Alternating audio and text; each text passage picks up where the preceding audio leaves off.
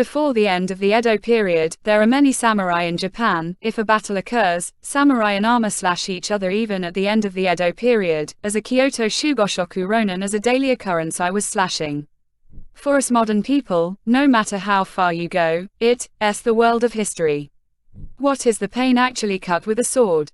What is it like? Let's consider a little today.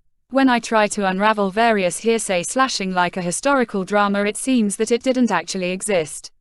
And the idea of swordsmanship itself, the transition is great for cuts, seems to be related.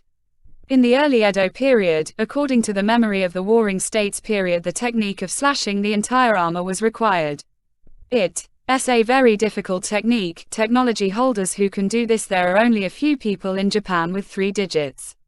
It can be inferred that it did not exist. In other words, there is almost no folklore. Therefore, in general, the sword struggle is the focus was on piercing. Cuts are so deep it is thought that there were few. That's why we need to stop. Modern kendo is because it is not a training of technology to cut people, it is unknown what will happen to the slash. Perhaps the limit of decapitation is 3 people, it seems. If you have a kobudo license, there is a tradition of cutting more than 30 people. Kobudo and Shinai kendo are so different. Slashing training is done with a swing stick. We will train you to make a blade line. To the master who has undergone this training when slashed, under one sword, it will be called desperation.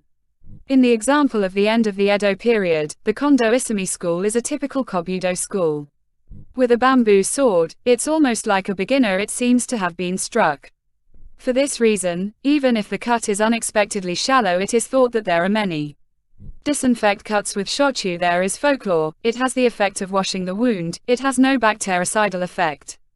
Then the technique of suturing the wound. If you have a doctor, suture. Apply medicine to the wound, bandage it, the treatment is over. If there is an arterial amputation, if the pressure on the bandage doesn't stop, you will die of bleeding. And due to the inflammation of the wound, I have a high fever. If you can tolerate this, life is saved.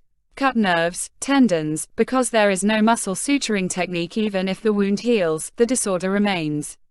If you lose one hand or one leg, the means of income is also limited, life is in need.